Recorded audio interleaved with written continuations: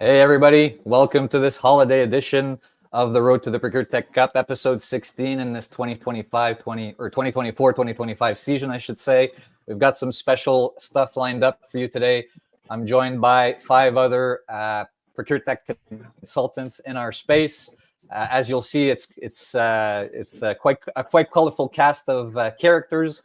We asked some of our fierce female leaders in this space to join us as well, but unfortunately they had other things to do on the midnight or 1 minute before midnight before the holidays here. So that's why we're here today. Again, right, I just want to talk to you about the Road to the ProcureTech Cup. So the journey continues. We're taking a slight break today in the festive season, but we've had about 15 demos, I believe, so far. Those are all on the YouTube channel for the Road to the ProcureTech Cup, and you can check that out. And then as we come back after the holiday break on the week of January 10th, these Friday shows will continue until we get to the ProcureTech Cup tournament in March. So that being said, let me just talk to you about what we're going to do today. You may have noticed I have my festive attire on. My wife wanted me to make a point that it is not wife approved. And so it is hidden in the house so that it doesn't get thrown out, unwittingly, so to speak. So the agenda today, roundtable, we're going to go around so you know who's here, what they're up to, and what they bring to the table in terms of expertise. And then we'll quickly cover 3 topics for you. So what has been your biggest surprise with the ProcureTech Cup season so far out of all the demos we've seen? Number 2, where would you like to see ProcureTech in general as a market go in 2025? And then number 3, your ProcureTech war story. So we've got a lot of people doing a lot of interesting things. And so I think that'll be a great way to end things off before everybody heads off here on holiday, or at least we hope has a bit of time off and some rest. So here they are. Here's our panel for today. I will let them introduce themselves in due time so that you know who is here. Myself, Joël Cornet-Demers, editor at the Pure Procurement newsletter and consulting principal at Pure Procurement, solo consulting firm in ProcureTech.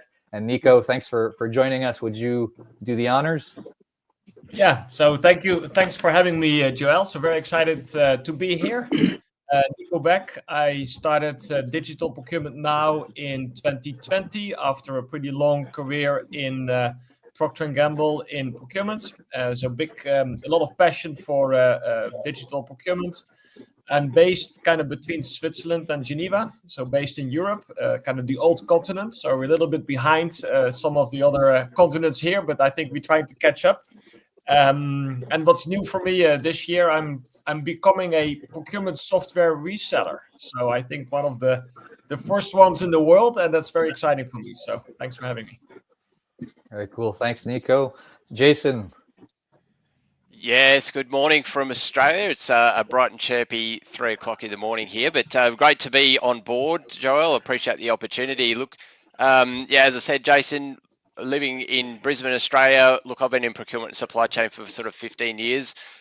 Typically, I think, up until the last couple of years, I've really focused on those boots dirty type of categories. So I've been in the mining, agricultural space. So for some of Australia's biggest mining companies down here, and I think 2 years ago, realistically, I made that decision to move and get across some of the procurement technology. So I'm still a relative newcomer, but certainly it's been great to be part of this community. I'm looking forward to sharing my learnings along the way and certainly learning a part as well. So thanks for the opportunity. Very cool.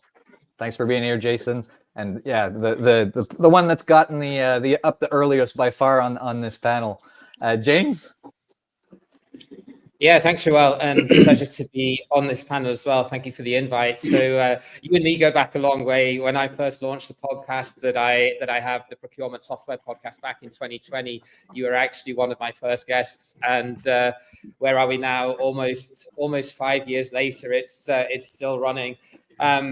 I built a procurement software directory called procurementsoftware.site about 2 years after we launched the podcast. And that's really what I focus my business around now.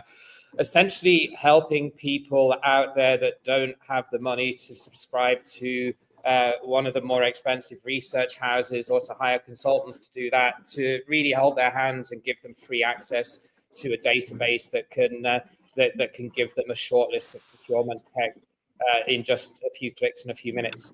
My focus in terms of going into 2025 actually is to build around that a little bit and focus on the idea of entrepreneurial procurement as a whole, because I think our profession has way too much technology and not enough entrepreneurship in there. Yeah, that's me. Very cool. Thanks, James. And I think I may still hold the record for the most episodes on the podcast. Is that right? You do indeed. Yeah. Oh, yes. Awesome. All right, Gabe, I'll hand it over to you. Yeah, so Gabe Perez, Chief Strategy Officer at Rise Now. We are an advisory and consulting firm that focuses on design, build, and operate, from operating model to implementation of technology to drive the outcomes, and onshore managed services driven by the next generation of labor.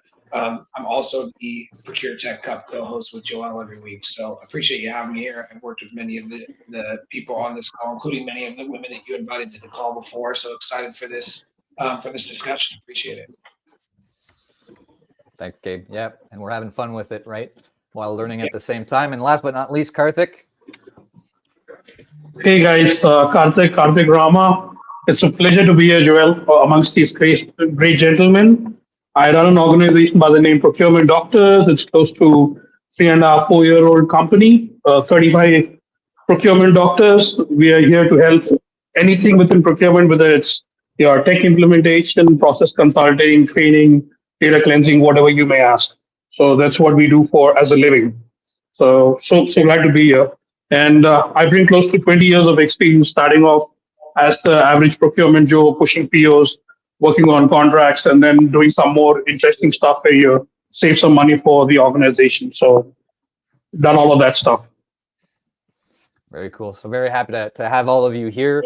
We've got quite an ambitious agenda, so we'll try to get to it here. Topic number one, what was your biggest surprise from the first half of the ProcureTech Cup season? And Karthik, since you ended off the intros, I'd love for you to give us your take on what you saw, what you liked, what was your biggest surprise?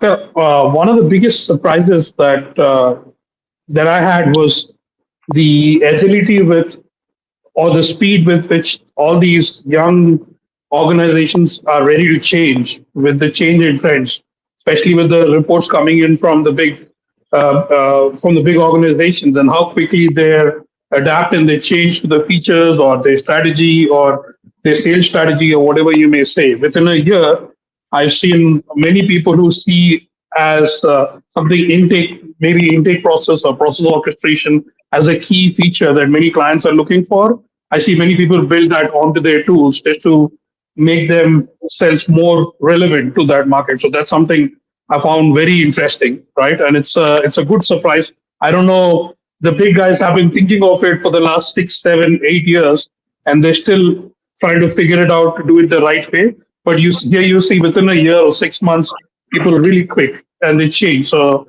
that's the beauty of it. And then you're also seeing them particularly adapt themselves for whatever the AI piece as well, whether it's the data piece or all of that. So that's something I found as a nice surprise.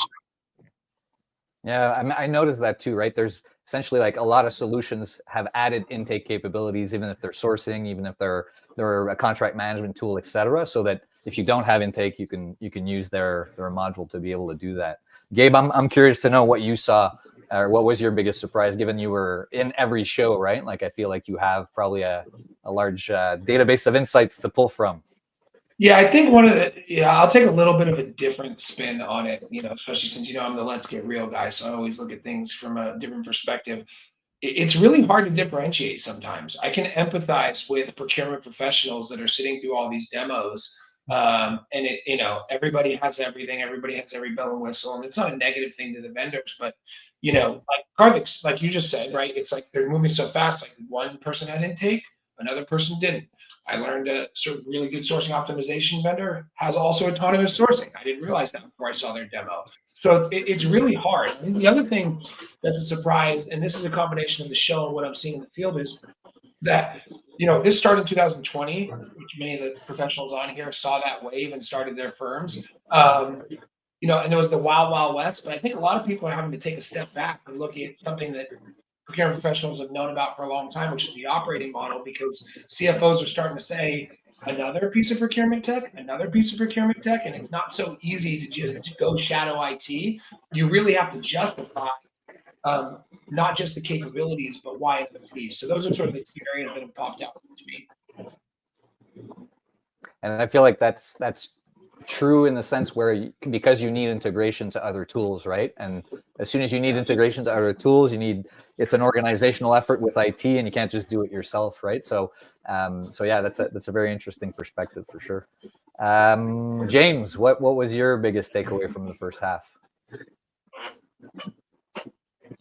Yeah, there are a few, but I think the biggest one for me is when I first started my podcast in 2020, a lot of the startups that I was interviewing were really early stage, almost sort of MVP type of companies. And while there are always going to be new ones that come into the frame. When I look at the graphic of all the different solutions that you've had on here so far, Joel, and indeed the ones that you've got coming on in the new year, none of them really are startups. They've all been around for a few years already. Even the younger ones, we think of the intake and orchestration solutions as a great example as being quite young companies, but even all of them have been around 3 years-ish now. So there is a growing maturity within the sector. I think the other thing is that there's just a really rich tapestry of ProcureTech now. So it's not just those that sit somewhere on the source to pay or source to contract spectrum. I saw one of your graphics in your newsletter that I thought demonstrated that really, really nicely. So I think intake and orchestration is now really well established as a category, and it's definitely not going to go away. It's not just a side dish now to order as a tack on to a source to pay suite. And I think the other thing is, and this is my bold prediction, that if you do this next year, or if there's some sort of ProcureTech tournament somewhere here in the world of content creation, I think for sure there will be 3 or 4 agentic AI co-pilot type solutions that are in there, 100%. So you think those are where the startups are going to emerge in the next couple months?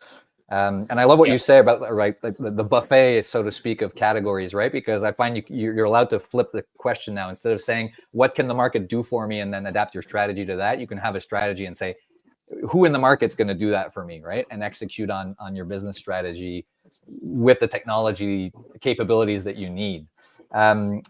Jason, I'm curious to know on your end, what was your biggest surprise from the first half? Yeah, so look at a couple of things. I just want to go on from what Gabe was saying. One of the things that I found quite interesting with a lot of these best of breed solutions on the market, but then in a way there does seem to be a bit of a lack of commitment to that best of breed solution. There's a lot of now, oh, by the way, we now also do this and we can now also do that. And I think it has, to a point, confused the market a little bit, but it'll be interesting to see how that plays out over the next sort of 12 months. But the other big thing for me is that there seems to be a significant gap in between the regions. I know down here in Australia, there's a couple of pretty solid solutions, but there's a lot of activity happening obviously over in the US and the UK. And the question is, well, how do you then bring that to markets that are a little bit smaller? Maybe there isn't that critical mass that you need, because particularly down here in Australia, I know that there's a lot of organisations that are still running on PowerPoint, not PowerPoint, using Excel for their sourcing or SharePoint for their document repositories and things like that. So it's going to be interesting to see how some of these smaller players can actually expand outside of the bigger markets over in the US. And there's potentially an opportunity for geographies to leapfrog, right? To like not have the baggage of having a source to pay suite in the back end or certain legacy modules, right? I'm not bashing on source to pay suites at all. They have their room in their space in the market for sure. But being able to craft different architectures, right, that don't have the same type of baggage, so to speak.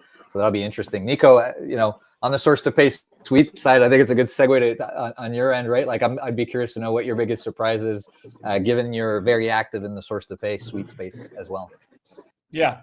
I mean, I've been to digital procurement world a couple of times, right? And you're kind of blown away by the number of solutions. And the same thing in this ProcureTech Cup, right? There's so many solutions out there.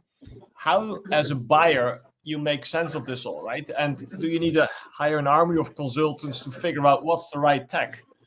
Well, I don't, and for some reason, a lot of them are well funded. I mean, ProcureTech is well funded in general, and you see some VCs know their stuff and they understand the problems that procurement technology companies trying to solve, and some of them have no clue, right? So you see kind of also some dumb money flowing into investing behind ProcureTech solutions. So it's a super dynamic marketplace, a lot of innovation. I think the biggest problem in procurement is still the connection with the business user, right? So when I hear about solutions that focus on that, if that's intake or that's source to pay suite with very kind of focused on the user, I think that's powerful tech, and that's a good place to start, because if you don't have the user enter into your procurement process, I mean, that's the first thing you need to solve, right? And I think focusing on that is good. And then I also believe category specific solutions can be very powerful. So very cool. Thanks, Nico, for that. And I'll wrap it up by saying that my biggest surprise this season was the gateway drugs to ProcureTech, I'll call them, right? So specifically two come to mind, Market Dojo and Canopy, where you can go sign up and start using them like right now, right? Like you could go create an account, whereas in enterprise software, the traditional model is like a long sales cycle. It takes a while to get pricing, et cetera. And so I find like these solutions that pop up that you could start using them right away. They may be not what you need, higher maturity or the solution that they give you that you have easy access to may not be ultimately the licensing or the model that you need if you need integrations, that sort of thing. But I find this trend towards having very quick access to tools for a very specific known price to be very interesting. And I hope we see more of it, because I think it'll just democratize ProcureTech even more, because as you were saying, Nico, like the market's growing. And I think there's opportunity for everybody, not in growing the existing accounts or fighting over the existing pie, but in growing the pie of people that use ProcureTech. And maybe we could go down to Australia, where Jason's saying there's a bit less maturity and there's opportunity there, right? All right, so we'll segue to topic number 2 here. Where would you like to see ProcureTech go in 2025? And Jason, you're first up, so you can let us know that, and you can rebuttal if I mischaracterized Australia here. Yeah, no, that's fine, Joel. So just on the Market Dojo piece, like the other thing that I really like about that solution is they've got a sandbox, right? So you can sign up straight away, you can play around, you can have a good look at it. So that's been the big thing for me as well. So I'm glad you called that one out. I'm going to take a slightly different spin on this. I'd like to see how the marketing has shifted. And see a shift to the marketing of some of these products. And I take on board what you're saying there, Nico. Like if we reflect on what was super successful for McDonald's, for example, was their Happy Meal, right? And what they did is they marketed it to the kids. So is there an opportunity for some of these solutions to be able to market to the users of the product? Now, I appreciate that the CFOs and the CPOs are the ones holding the purse strings, but it's the end user that's really important here, and it's that integration with your stakeholder that's going to be really interesting. So I'd love to see some people really grab the bull by the horns and go, well, look, this is really what your ROI looks like. This is how you're going to need to navigate your IT team. This is where your data is going to be stored, and really take some of those data privacy things on right from the head. So I think that's going to be interesting going forward for me. Yeah, and I think that's a great point, right? Like we're all looking and hoping for more clarity based on kind of the comments that have come up so far. James, you're up next here. We also have a question from Laura Barrett, who says, from your previous intervention, good point around agentic AI. What are the downstream potential impacts on procurement? If you have any thoughts you want to share on that, so I'll throw you that buoy, but also be interested to know, and maybe that ties in with where you want to see ProcureTech go in 2025. Yeah, it's a great question. So I'll try and answer this as briefly as I can, because I know we're quite time constrained. So I think on the one hand, it could help some of the older, sort of more established source to pay suites to retain customers if they're able to build this on top of it, a little bit like intake and orchestration has done. And I think it will also make procurement tech much more accessible to the mid-market, especially if they're struggling to handle. It's a big one for tail spend, right? It's a big one for tail spend. It's a big one to be able to track and trace purchase orders and acknowledgements and delays to deliveries. So that's really important on things like direct spend. So it's got numerous use cases, and I just think it will help us get over the problem that we're not going to get more staff. And a lot of the times, especially big companies, are not going to dump their legacy tech unless they've got a really, really powerful case to do so. So I think they will be the two biggest impacts. Very cool. Thanks, James. Karthik, yeah, what are your thoughts what was the other part? Oh, the original question. Yeah, I'll do that really quick. So yeah, so I'd like to see more solutions niche down on a certain geography or company size or industry sector. So I had a podcast guest recently who was the CTO for a source to pay tool that just focused on the oil and gas industry. And the reason that they've been really successful there is because there's a lot of high-end project-based spend, a lot of capex, a lot of complex contingent labor management, and some of the more generic suite type products aren't able to handle that spend particularly well. I think another example is if you look at an emerging market, especially a big emerging market like Brazil, you've got a 200 million population country. There's got to be a business case to build a procurement tech application from the ground up for that market, and not just try and sell a US designed solution there that's been translated into Portuguese. So I think more focus on the niches to the point that Nico and Jason made around growing the pie. I think too many solutions are trying to be everything to everybody, and I think ultimately that will fail. The other more towards the solution provider side, I think a lot of them are not really tapping into the potential that partnerships and alliances can bring in that space.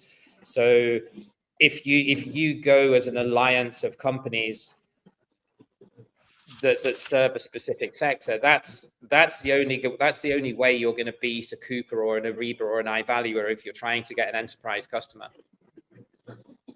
Is being able to measure apples to apples, so to speak, right?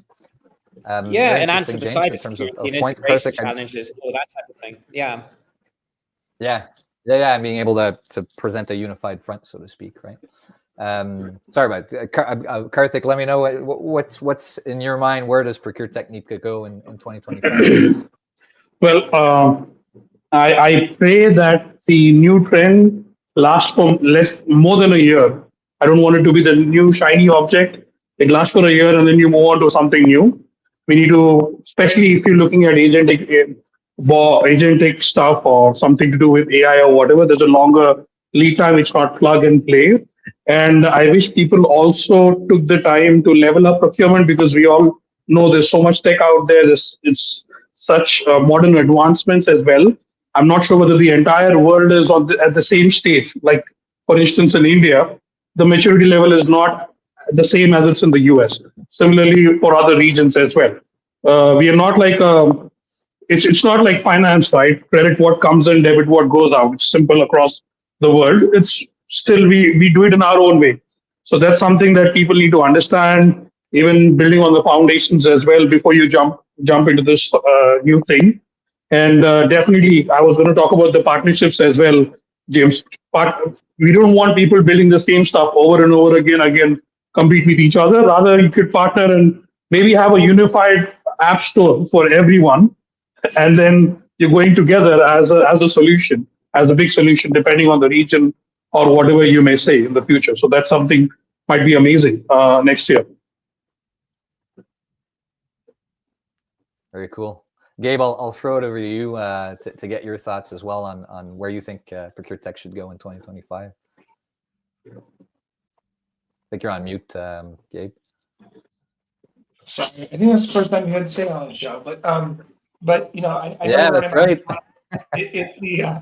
it's the Wild Wild West out there, and I think we're coming to a head because, like I said before, people are having to justify, well, you just spent millions of dollars on a source to pay suite. Why do you need intake and orchestration? Or don't we already own that capability in here? And, you know, I think I'm hoping that the next year becomes the year of the how. You know, DPW is amazing. I love what it's done for the space. I love the attention that it's brought. But what ProcureTech has come across the board is people running free POCs without a way to justify how to buy them. And it's become a big dog and pony show. There's a lot of great tech out there that can really help, but layering on more and more with the same thought process that didn't get you fully successful with what you already have, it's not going to work. So I'm really looking forward to the how, because I think like some of these spaces are really justified to be carved out of a suite. But procurement executives are not understanding how to translate that to the office of the CFO for further investment. And they're also not, I'm hoping this lets us look in the mirror and say, what should our operating model be? What does my current enterprise stack look like? What do I own versus what do I not own? Do I have the right people? I'm hoping I'm starting to see it trigger the right questions. Yeah, and I know we've talked about that a couple times on the show, right? Around, and even in private, around more content, more on the how to be successful with ProcureTech. And I would kind of add weight to what you were saying for my intervention, which is, yeah, more, you know, and that's what I try to do with all the pre-procurement content, is give you frameworks and things to think about, the how to be successful with ProcureTech. Because to everybody's point and James' wish of having even more solutions that are more specific to certain commodities, certain industries, certain geographies, I think it's going to keep multiplying. And so I bring it back to, instead of trying to analyze the whole market and trying to get, you know, trying to find the best combination in the whole market for you, it's flipping that around and saying, here's our strategy, here's our objectives, here's what we want to do, and then seeking out the ProcureTech that can help you achieve and execute on that strategy. Right? And so that means becoming familiar with the art of the possible. And that's the whole purpose of the show, like the ProcureTech Cup and the content that I know a lot of you guys put out there as well, right? All right, and I know we're getting close here to 30 minutes. So if people only have 30 minutes to give us, that's fine. Since it's a holiday edition, I'm happy to go into overtime a little bit here. We're going to get into a more fun topic, which is your 2025 ProcureTech war story. So something that went wrong or something that didn't happen as you thought it should or it would.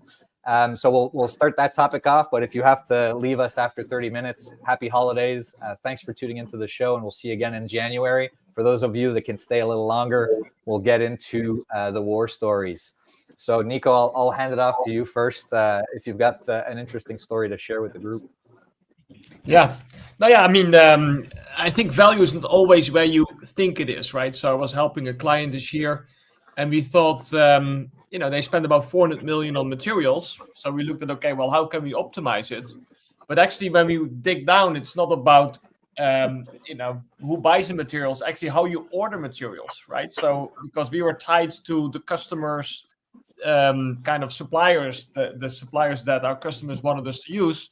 And now we found some very interesting tech, which it's basically AI about ordering quantities, right, and optimizing that. So pretty cool. And you know, if you can save 5% of materials because you're ordering in a smarter way, and actually this is a Swiss startup, which is also nice because there's not too many Swiss startups out there, but pretty exciting about what they can offer. So sometimes you need to spend time to understand the real value driver. And just want to react to James' point around solutions, right, and more solutions. I don't believe in country-specific solutions or industry-specific solutions. I do believe big time into category specific solutions, right? So, project management, contingent workforce and stuff like that, because the problems are kind of specific to the category. And, we manage 100 different categories in big companies, right? So the problems are different everywhere. So just wanted to share that. So very cool. Well, thanks for sharing, Nico. And yeah, I've seen that too, right? Where you just change the format you order something or the delivery schedule, and then it makes the whole difference in terms of you don't even change the demand, and there's a big impact there. Gabe, do you have a 2025 story in mind? Yeah, I think Or the biggest 2024 story in mind, I should say.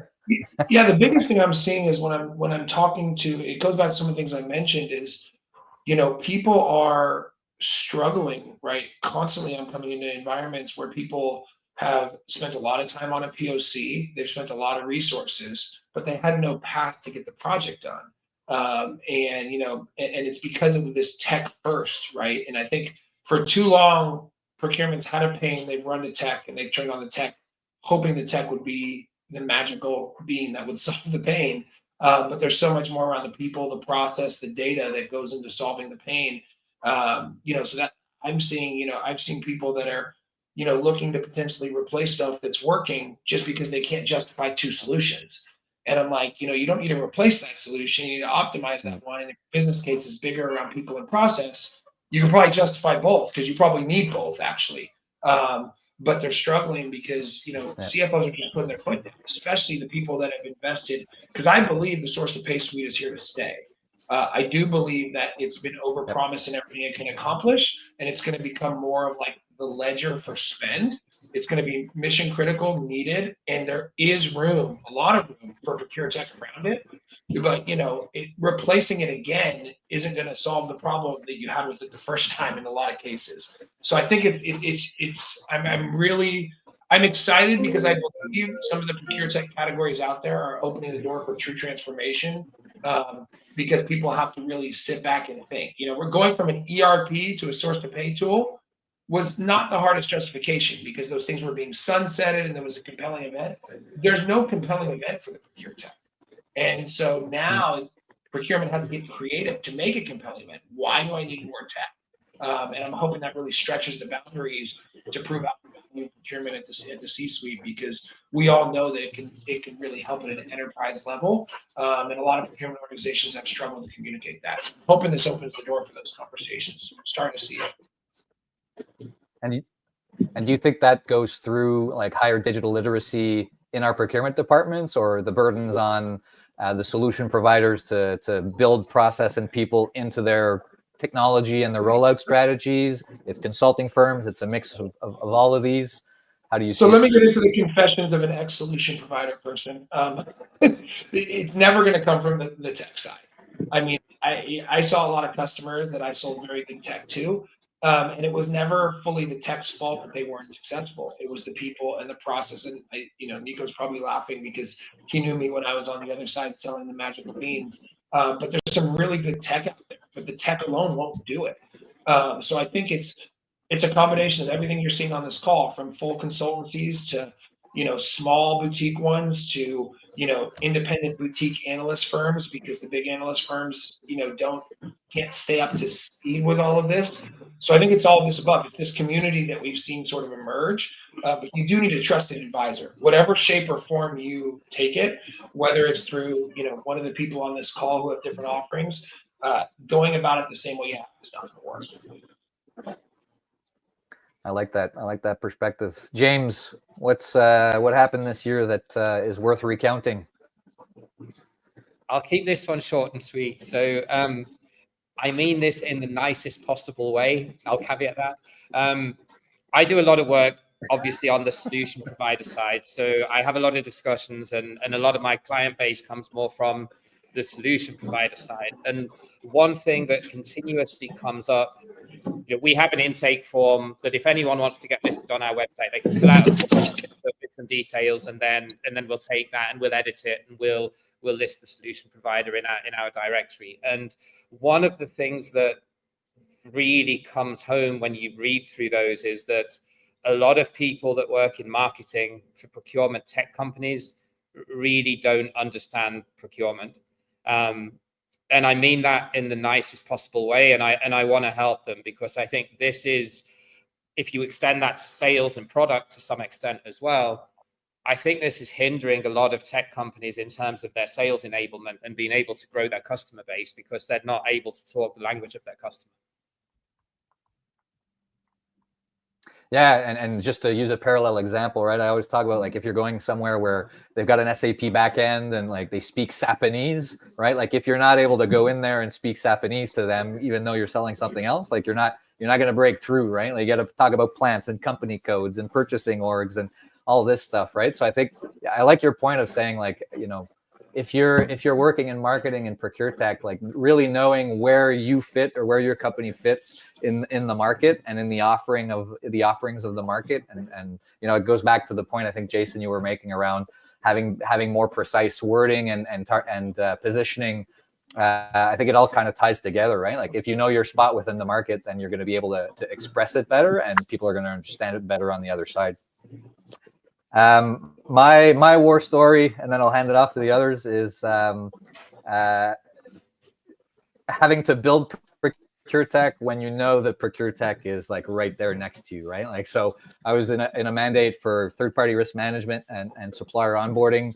We had to put a solution together fairly quickly because a new policy was coming out, and I know that this tech exists, right? And it's fairly easily accessible, but we got a really like categorical no, and procurement was all depressed, like, oh, we're gonna have to build this thing, and we built it, and we said, okay, well, let's take this as an opportunity to say, you know, to present to leadership what's gonna happen, right? Like, and be able to say, not we've told you so, but like, you know, here's the solution that we've been discussing since the beginning. Can we do it now, right? So sometimes the shortcut to where you want to go is taking the long cut, and like accepting that you're going to have to build something in SharePoint that's not going to be great and that people are going to immediately hate, right? But saying so at the beginning, right? Here's what's going to happen. Here's why it's going to happen. And when it happens, I want you to think about me and what I said at the beginning, and here's the solution, right? But then going along with it in good faith. And that's what we did, right? So I wanted to at least say that it's not always perfect on the in the mandates that we're in either, right? And sometimes with the clients, they know that, but it's just about getting the job done and taking the shortest path possible to higher maturity. Jason, what's your story this year? You've had quite a year, right? Big transition for you.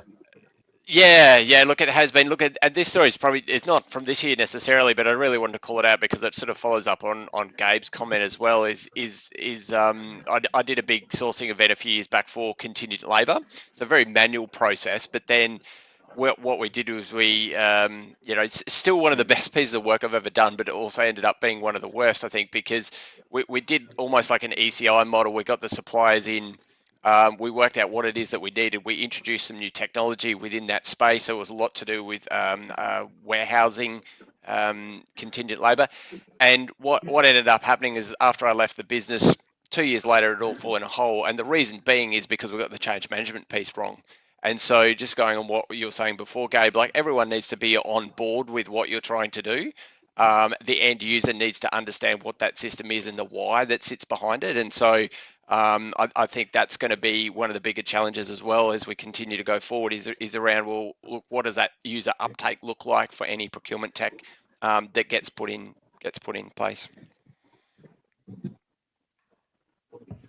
I like it. We hadn't heard the two words change management so far on this panel, so I'm glad you brought us back to reality, Jason. And last but not least, Karthik, man, what do you see? What do you have? I can put up actually because you sent me a picture, so I'll put it up as you're regaling us with this story here. It just brings back the memory of the war and the wounds and all of that, guys. So I'd like to ask a question to the folks on the phone here. James or Jason, what do you think what do you see on the picture? What's that? Can you make sense out of it? In the chat too. Even in the chat as well. What do you think that picture represents? Give it a shot. I know the answer, so I'm going to shut up. Yeah, I think you and a few others. I think Jason also joined us early on. So James, can you figure it out, or Gabe or Nico? Boxes with invoices Uh, for so spread you see analysis. that the brown box at the top is a technical response to an RFP. The brown box at the bottom is the commercial response. Yeah, And this That's is what I got. keeps everybody busy. Hey, that's very useful. Yeah, this was my first kickoff meeting. When I asked them what is it, I explained to them the entire methodology and all of that, and then the CPO equivalent took me to a room and he told, "Oh, why not? We have an RFP running right now," and takes me into the room and he shows me this and says, "This is what you're going to transform. This is what it's going to be. Uh, this is what I want all to be digitized, all to be automated." And it should be better than what it is right now. So that was my war story last year, and it's a good reminder. It's because almost when all of us talk, we talk as though this doesn't exist, but it still does exist, my friends. And that's a good reminder as well that there's still a lot Yeah. more that could be improved, and the basics still need to be done better. So that's my 2 cents. And I don't think we could have ended with a better story, Karthik, to wrap it all around, right? We're all in this ProcureTech high level, market maps and frameworks, but the basics, often we need to reach down and pull our folks from the basis. Adrienne got it. I also have, I believe, Nabil who got it, RFP bid docs. So quite a few people lovely. got it. And I think it's a great way to end our panel, right? It's really around being able to use procurement technology, not only split the existing pie as we mentioned earlier, but grow that pie and introduce ProcureTech to procurement departments that aren't leveraging it today.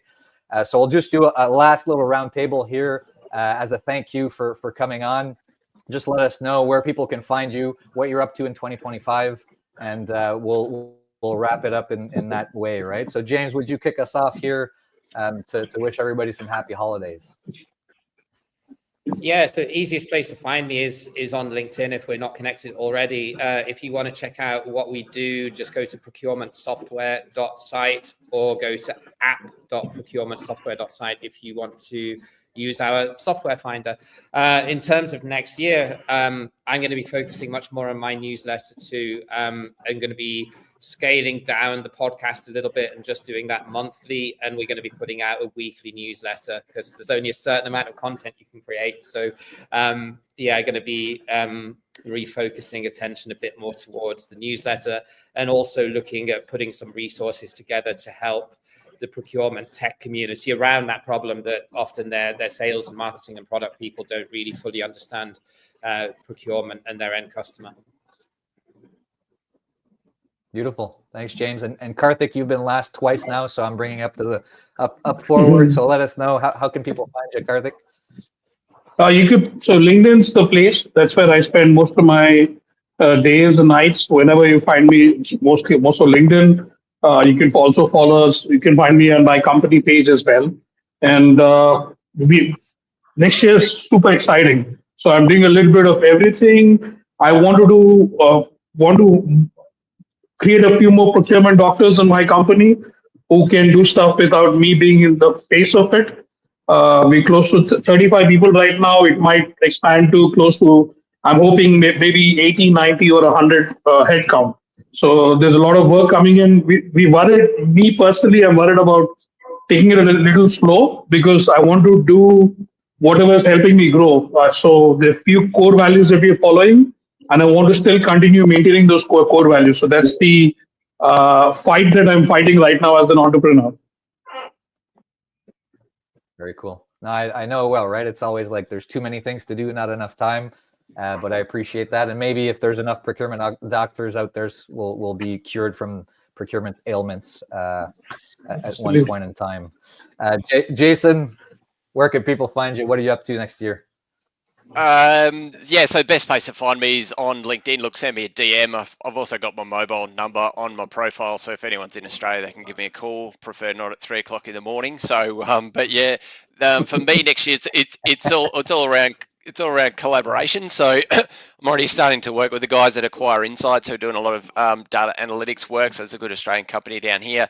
But then I'm also talking to a couple of the tech providers who are looking to break into the Australian market. So I think, yeah, as you pointed out, James, before, that I think there's going to be a lot of collaboration between some of these tech providers, but I think there's going to be a lot more collaboration across the entire value chain. So I'm really looking forward to working more closely with a couple of different people and just bringing in specialty expertise and growing the business from there. Very cool. Yeah, and I've seen your progression, right? Like I've seen your position, your vision, like your expertise really round out very well with the ProcureTech over the last couple of years. So I'm really excited for your 2025. I think it's going to be a breakout year for you. And thank you so much again for logging on at this ungodly hour. Nico, let us know where people can find you and what you're up to next year. Yeah, so I mean, for me, it's LinkedIn as well. And for next year, it's exciting because I'm hiring my first employees. I've got a few job openings at the moment, one in Switzerland, one in the Netherlands. And we are basically selling procurement tech into the European market. So, and I think that works both ways, right? So, and, you know, it's consultative selling, right? So it's not just, I mean, and we come from a procurement background, right? I mean, in the end, we focus on solving the problems that businesses have with procurement, and so I'm very excited about that. Yeah, it's very cool. It's a nice new step, right? I'm sure you'll learn a bunch of things that you can talk to us about next year at this time in the next 12 months. So good luck to you with that, Nico. I think it's going to be a great success. Gabe, let us know. I know you're back. You're back next year with me co-hosting the show, but what else you got going on? Because I know that takes up about 90% of your time. Yeah, you put a lot of calls on my computer. I'm just kidding. Two biggest things is we're seeing a lot of advisory with people trying to sort through this, and we see it as a chance to optimize their current state with their source-to-pay platforms and people in their process, and then helping guide them what's going to take them to the next level. The other thing we're doing is we got an investment at the end of the large investment from a private equity firm to not only accelerate our growth, but to bring a new offering to the market called Rise Talent, where we are taking college-age kids, I call them kids because I'm getting older, but college-age graduates and one of the most underutilized talent in the space. And we have a program to hire, train, deploy, and then after 2 years, transfer them as employees into the customer. So a managed service for 2 years, but based here in the US, also expanding to Europe. And really, no one has 3 to 5 years of experience till they have 3 to 5 years of experience. And there's a huge gap right there of really smart strategic thinkers. And procurement's not a degree in most colleges. So this model's been proven out with ServiceNow, Salesforce, Workday, and we were selected to do it across procurement and supply chain technologies. So I'm excited to, we all got our chance somewhere. A lot of people fall into procurement. I'm excited to really start a funnel of apprentices into the next generation of procurement. So talent's a big area that people need help with, and there's a lot of it. We just don't have a way to funnel that sort of segment of people into. So excited to give procurement a boost in the arm with people around. Yeah, that's very cool. And what it leads me to think is, like, if there's people on the call who have nieces, nephews, sons, daughters that have a mind that could potentially be analytical for procurement and ProcureTech, that they should probably get in touch with you on that note, right? Because I'm excited to see what that program produces for sure. Yeah, we definitely have a program around that, and the training is not only going to be within 120 days. They're going to be fully trained with 1.5 years of training on ProcureTech, whatever ProcureTech the customer needs, as well as the procurement space. So we're trying to build that they have that knowledge of the latest and greatest technology that customers need support on, but also the space. So excited about it.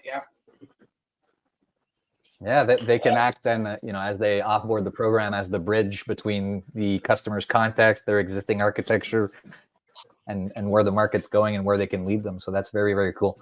And last but not least, on my end, right, same thing. I'm doubling down on the Pure Procurement newsletter, the Road to the ProcureTech Cup. So you know where to find me, LinkedIn or newsletter.pureprocurement.ca.